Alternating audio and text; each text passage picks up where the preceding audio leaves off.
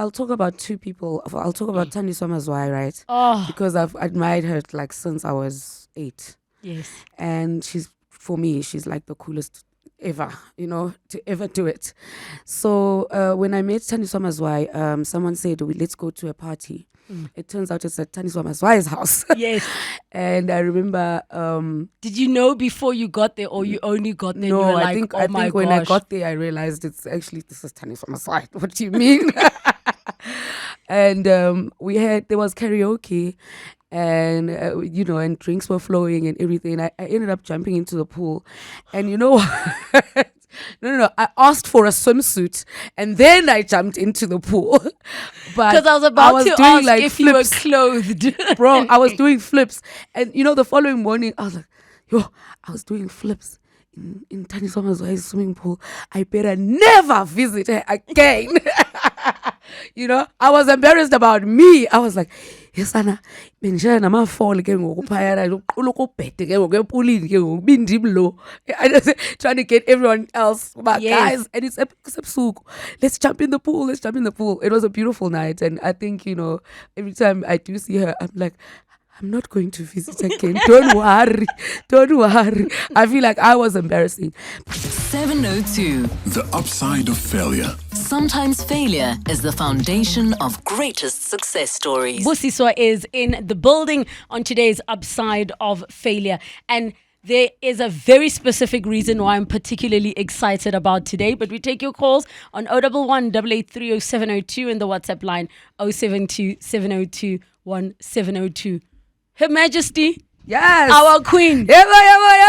How are you doing? I'm awesome. I'm excellent. I am so excited to be here. So I have to tell everybody, do you remember when we first met? What Yes. happened? I think you were a producer on Afro Cafe. Yes. Yes, and I think You must tell the story first. Yes. I don't know. I remember it like very slightly. Like I was with the semi-live band, and I was supposed to play, well, according to me, with a DJ backtrack. And when I arrived, there was no CDJs for a DJ to play the backtrack. And you were like, no, do it 100% live, Mogel. I'm like, what do you mean? No, my okay. sister. I'm going to give My even more sister, detail. please. So it was supposed to be a 3-piece band, Yes. right? So it was going to be percussion and a guitarist and then pianist and I think a possible DJ. But I think that was my first season producing the show. And you were so panicked. It was early on in your career. Yeah. And the pianist hadn't arrived or didn't have his piano. And Yeah. then you were like, sorry, guys, I can't. And I remember pulling you aside. Yeah. I said, girl, get it together. Because you were like, I've never done with a guitar and just percussion. I was like, you're a performer. Get it together. Yeah. Suck it up and do it because you don't want to lose the Exactly. opportunity. And you were so panicked. And then you killed it. That time, I think I went to cry. I'm sure I went to the back to cry or something. And then I came back. I was like, okay. I had no choice.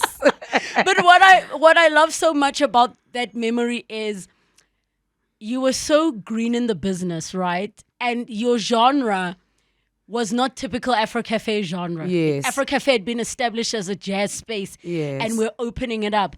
So you had many things that you were freaking out about. Yes. And then I remember saying, okay, stand here. And I called your percussionist. I said, play the beats. And I called the guitarist. I said, let me hear. Yeah. Right? And then I said, can you hear where you are?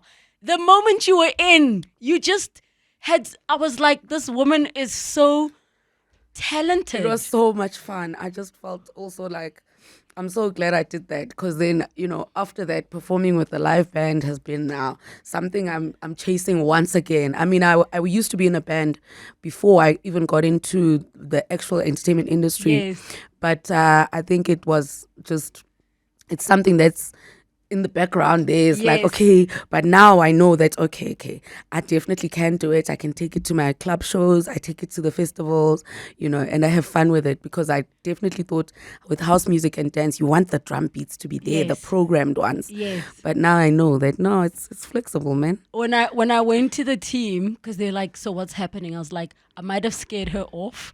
So let's just be prepared because I was scared. no, because I literally was like, "Yay, get it together.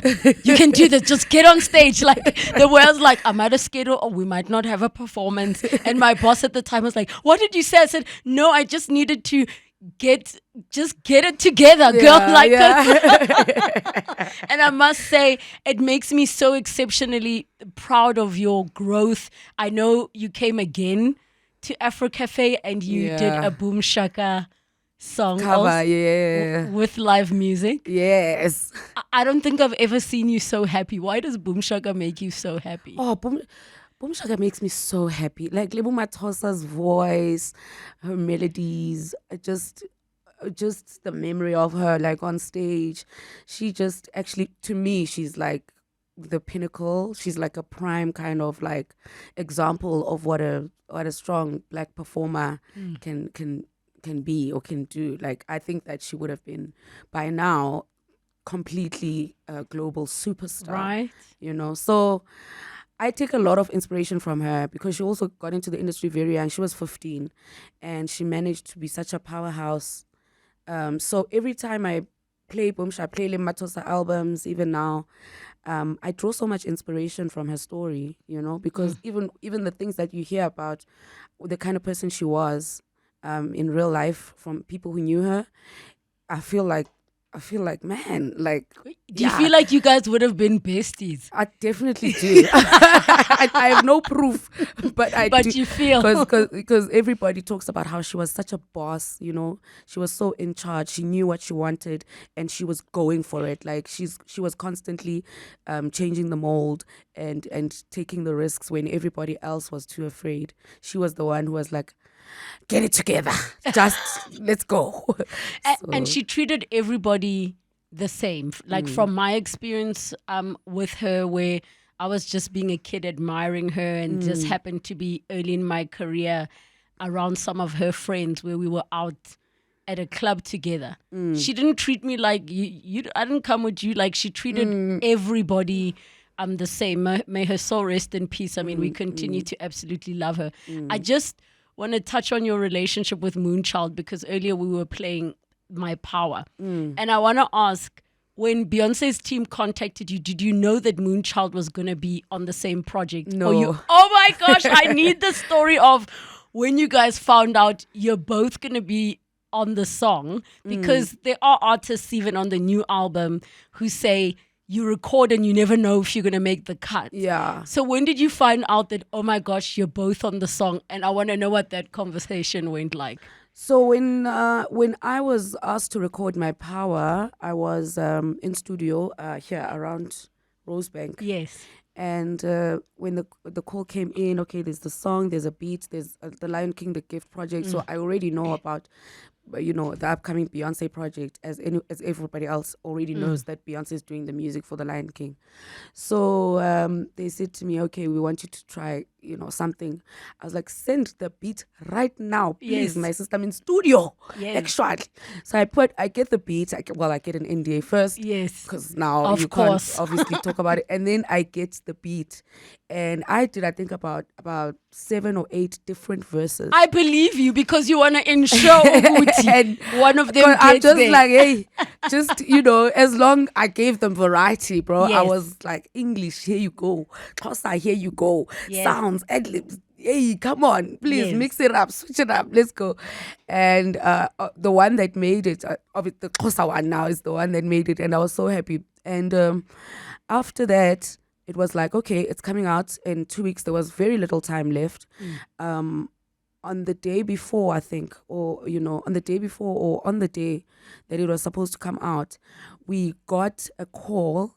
I got a call to listen over the phone. I didn't get sent the song. No, because it will be leaked. I had to listen over the phone for the final, and they're like, Yes. "Are you in a quiet place? You need to sit down and Yes. because we're gonna play it, and we're gonna play it once or twice if you want, but like we're not going to send it to you, just so you know what the song sounds like." And they played it for me, and I hear my part comes with, and I'm like, "Ay man, This sounds like ay man, Moonchild waqhebeka, yesana jonga, hey." Jonga, hey, Xhosa girls are up. Xhosa girls are up. So the first time you saw each other, was it just, Yeah, so now we're like, are you sneaky, huh? and what I love is because the both of you go back so far back. So to find out in that way, did it feel like a full circle moment of you guys doing like poetry? Definitely, I think the one that was even more, paramount as a full circle moment was when we went to shoot the video in LA, and we had taken different flights because she was coming from somewhere else, I was coming from somewhere else. But it was my first time on first class. Hey! And ke ngoku siyafika phayana at the hotel. We arrived at different times, but we met up, I think, on the roof or something, because we were on WhatsApp, like, are you coming here? So we went to meet up on the roof overlooking LA, and we're like, yo, show me, we're in the top floor, Kengo. What you mean? There's a question here. They want to know, what was the LA hotel that you guys were on the rooftop? Oh my goodness, I don't even remember the name of it. I literally don't know. But Because it was a blur, the whole thing. Yes, it was all a movie. All I know is that we were at the top looking around and only seeing and realizing that we're two black girls from the Eastern Cape part of South Africa, and we've flown this far to shoot with Beyonce herself directing the video. And that moment, I think it was 48 hours, I was just floating like on clouds, Oh my literally. gosh. Literally. And I think because as Africans, we love to call people and tell them, "Ke graduator, ke passitse, I got my car." How were you containing it, or did it help that you had Moonchild to talk to? I definitely think it was so special that we were together, because otherwise my chest would have burst. I mean, they gave us a little spending money, so we went out. Girl. We went out. We just took a night walk, and we went shopping, and it was so beautiful because we were together, And I think we had a friend who's also based in LA, someone who she's a DJ, I think. So, we connected with her, and she was taking us around, and we had like shots at like different bars just for the sake of it. I absolutely love that for you. And I'm pretty sure we went to a strip club as well. knowing Moonchild, Like, we I couldn't would not sleep. be surprised that Basically, you we guys- couldn't sleep. Yes, yes. Yeah. Before you meet somebody you look up to that much, because I was seeing on X about 2 or 3 weeks ago a conversation around, meeting somebody you looked up to for so long and then they disappoint you because they're mean or rude or whatever. Was it a positive, like you walked away even more in awe? Because there's the in awe of the professional, but then the in awe of a human being. Yes. And a human being also makes mistakes. Maybe that day they didn't put deodorant, they forgot to put deodorant, or like they're still a human being. And I've shared how I'm terrified of meeting some of the people I look up to because they're on a pedestal, and then that might change. Yeah. I'll talk about two people. I'll talk about Thandiswa Mazwai, right? Oh, Because I've admired her like since I was 8. yes. And she's like the coolest ever, to ever do it. So when I met Thandiswa Mazwai, someone said, let's go to a party. It turns out it's at Thandiswa Mazwai's house. Yes. And I remember... Did you know before you got there, or you only got there and you no, were like, I think my when I gosh. got there, I realized this is Thandiswa Mazwai. What do you mean? And there was karaoke, and and drinks were flowing and everything. I ended up jumping into the pool, and you know what? No. I asked for a swimsuit, and then I jumped into the pool. But Because I was about to doing, ask like, if you were flips. clothed. Bro, I was doing flips, and the following morning I was like, I was doing flips in Thandiswa Mazwai's swimming pool. I better never visit her again. I was embarrassed about me. I was like, yesana, benjana namafall ke ngoku phayana uqula ukubhede ke ngoku empulini ke ngoku bindim lo. I just trying to get everyone else, but Yes. guys, and it's ebusuku. Let's jump in the pool. It was a beautiful night, and I think every time I do see her, I'm like, I'm not going to visit again. Don't worry. Don't worry. I feel like I was embarrassing. And then I want to talk about meeting Beyonce, right? Nothing could have prepared me, first of all. But secondly, what an amazing, incredible, when you meet someone, you're like, I completely understand why you are where you are. Nobody can do what you do this way. She was directing the video herself. At first, they didn't reveal that to us. And when I started shooting, then she walked up to me and she was wearing a flowing yellow dress, with a low neckline. And, she smelled like lilies and daisy dust. I don't know, man. It was beautiful. And she walked up to me as after I'd done my first scene with Jaquel, the choreographer. And the choreographer was like, okay, that's cool. And then Beyonce walked up and I was like, oh, she's here. And she came to me and she said, oh, girl, you're a beast. You're a beast. You're killing it. I'm going to need you to turn it all the way up. And she says to me, I know you and I can see that you're holding back. And I was like, first of all, what do you mean? What do you mean? And she was like, I know you. Don't worry. I know you. We've checked you out.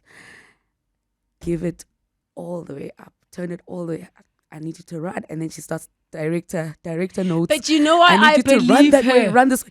Girl, did I not run for my whole life? But I believe her though, because your verse in that song, especially if obviously they would have received translations and whatever.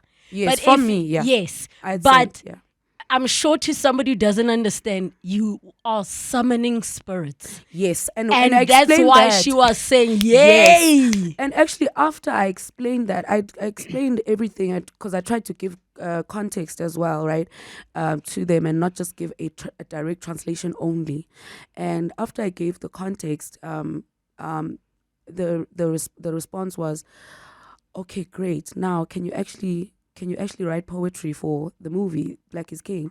So I don't know if a lot of people miss it because it's just poetry. There's poetry in Black is King. What? It's me. I did not know I swear. this. And I was just like, damn, this lady just wants to give me sorry, more money. Please look at my goosebumps, my skin and my hairs, Yeah, so because the they asked same me- girl who said, sorry, I can't do it because there's no pianist and no CDJs, years later was like, yes, I can do it. Yeah. So this same person who has obviously just grown, when you were a little girl, what was your understanding and belief of failure? What to you was failure as a child? I had a grandmother who was an academic, but also a nurse, and then a matron, and then a lecturer later. She was very lovingly and encouraging. She was pushing me all the time, but in a very loving way. And I got really good marks at school, guys. I was like an A student. I was like top one. I love how you're telling us top 1 or 2 because you think people think, oh, dumb. You're like, yes. I really do. No, they? I actually, yes, people do think I am not very intelligent last. because I make fun music. They think, Yes. you know what I mean.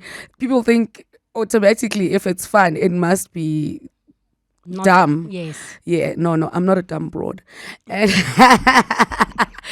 And so I was always like either first or second throughout. And my grandmother, never once, I've never heard her speak about what if you fail. She was always on the side of, you're gonna do it, you're gonna do great, it's gonna be amazing.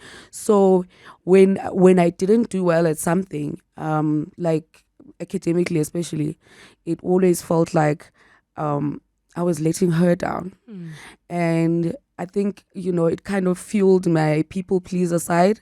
I just always wanted to do best for them, for my mother, for my grandmother, for my family, and everybody's always watching. And I think even now as an artist, it's like, everyone is always watching. You must make a big hit, you must chart, you must you must be here, you must be doing this. They don't expect you to be for example, chilling at home on a weekend, it's like, why aren't you busy? Why aren't you at the club? Where, or why aren't you at gigs or what? You know what I mean? It's like, for me, failure has always been something that I don't internalize, but I always feel like just because someone else is watching, I have to do well, So it's kind of like fueling people pleaser tendencies, but it's always, my life has always been about for someone else. I mean, I'm very content with myself, but I tend to want to do well,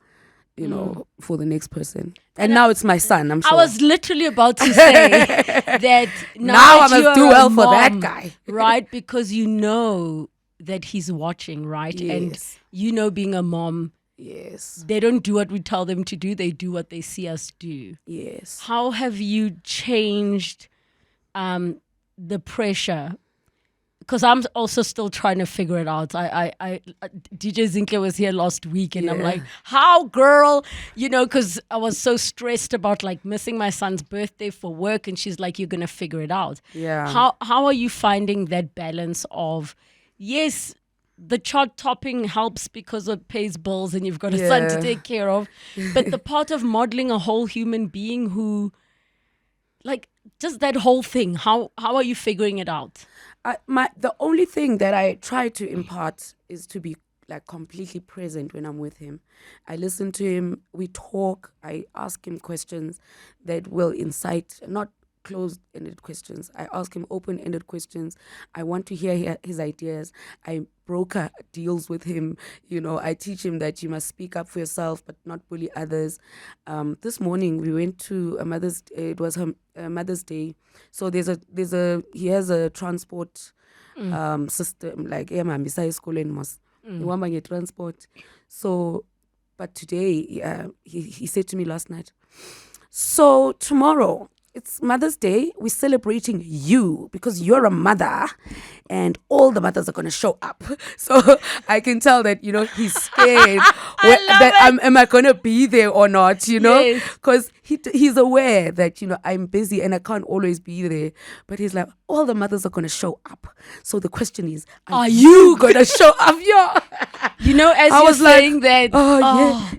Yes. So you went. I went. I was actually, I got home, I think, I slept very late. I got home about 3 a.m. and then at 6 a.m. I was up there because I didn't have a choice, man. My guy was preparing. He was ready for me to be doing this thing. So I had no choice. But when we get to the school as well, we meet other moms, and which is so pleasant.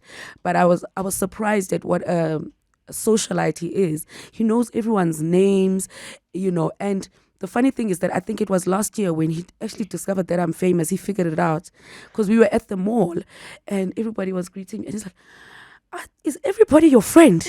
And I'm like, yes, everybody's my friend. And then a couple of weeks later, he's like, are you famous?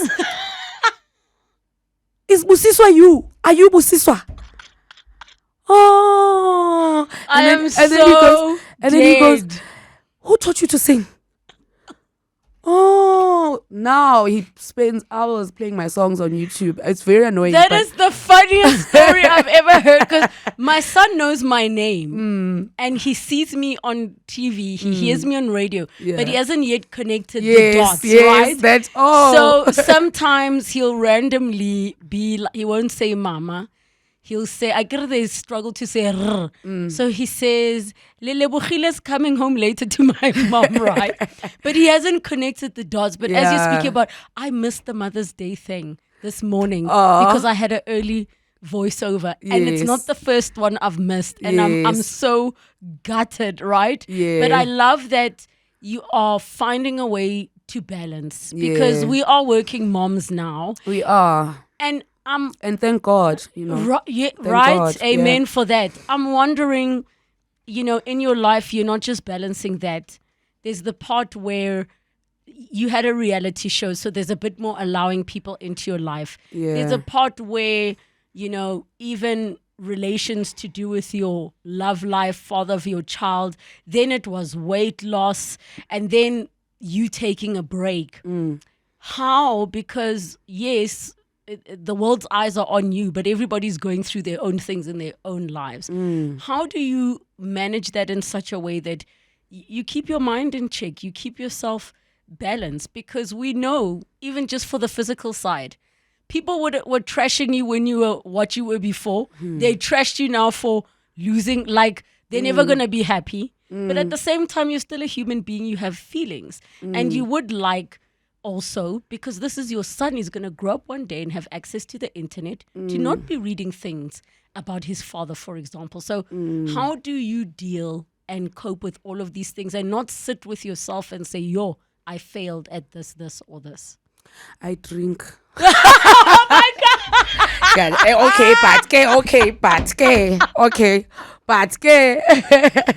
over and above that.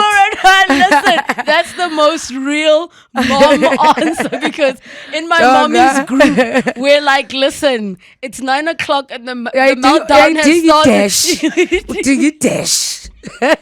Every now and then, it dash. Just the mommy and drink. then the rest. Yes. But you know, I really enjoy having people in my life that are like real friends, people that are not afraid to tell me, okay, you're messing up, okay, you're doing well, you know, like with Do your friends tell you to put your phone down on Twitter if like you're arguing?